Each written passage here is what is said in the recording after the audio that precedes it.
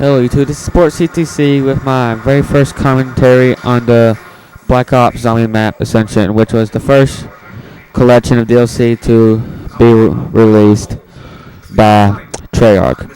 Which I don't know why there was an Xbox 360 first. I guess they pay money for it and whatever.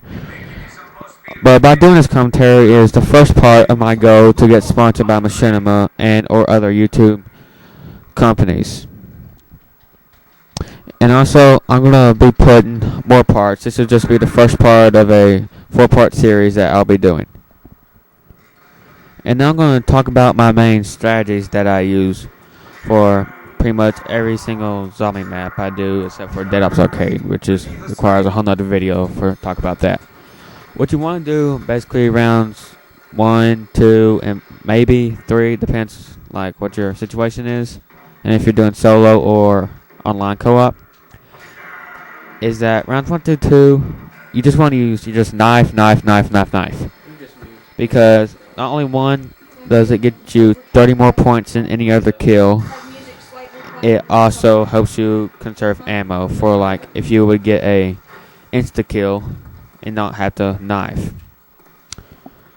And what also you might want to talk about, or I will talk about actually, is the Poker Colas.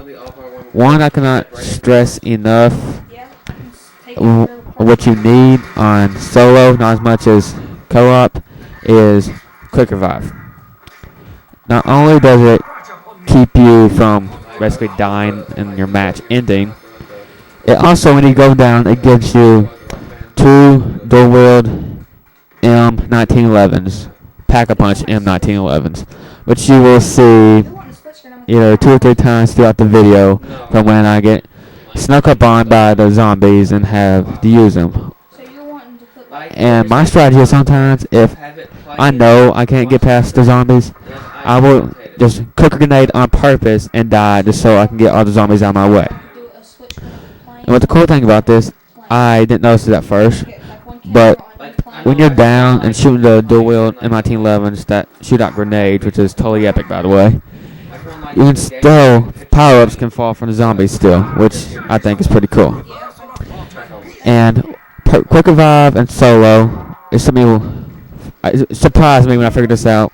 Quick Revive and solo and in co-op has 2 totally different things of what they do.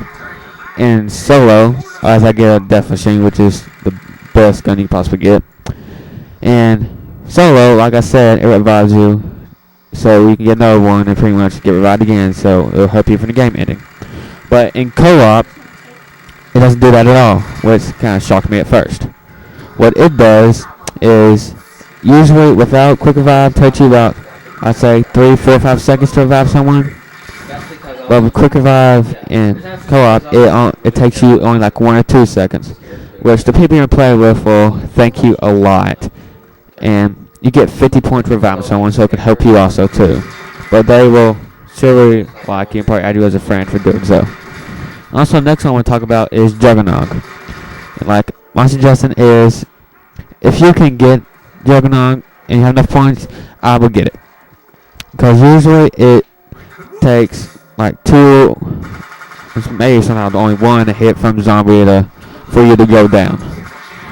But with Juggernog, as I go down here, see the epic dual-wield pistols I was talking about that shoot freaking grenades. It's totally awesome. With Juggernog, it keeps you up for about 4 or 5, maybe sometimes if it's crawlers, 6 hits, which has helped me out numerous times. Even though I don't get it on this match, I will probably post another commentary later with Juggernog, Speed Cola, and all the other ones I'm going to be talking about to show you just examples of how it helps. Which leads me to the next one I want to talk about, Speed Cola. Speed Cola is basically like sleight of hand on multiplayer, which has been in pretty much every single Call of Duty game that's been able to play online with. What Speed Cola and sleight of hand both do, it increases the reload time, which is in the later rounds when zombies are coming at you left and right. It helps you reload faster and may actually keep you from dying, which another one I cannot stress enough on happening. And my last Parker claw I'm going to talk about in this video is called the Double Tap Root Beer, which I don't know why Treyarch brought back from the original Zombies and World at War, which I find completely useless since all it does basically is increase the rate of fire on your weapons, which on guns like single fire like the FAL and sniper rifles is pretty much useless. And when I use it on machine guns, I don't find any difference or use to it, which I've watched videos over, and no one really else uses it either. It's just to fill up a perk slot basically. And now I'm gonna talk about is like why I decided to play this map and why I like this map. Why I like Ascension is basically it's an open map, like in this area up here. This is just one area, and you can see just how open it is, which makes it really easy and really fun for me. And one of the other maps which I really hate is 5, which I've tried in the recent week to play and get good at, but the farthest I've gotten is basically like around 10, which is kind of embarrassing for me because I usually get way farther than that most maps.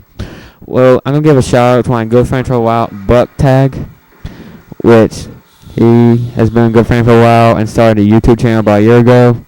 And to give a shout out to him, I'll put his link to his channel in the description so you can subscribe to him. And also, I'm going to give a shout out to King Core DJ, who's on one of my PSN names.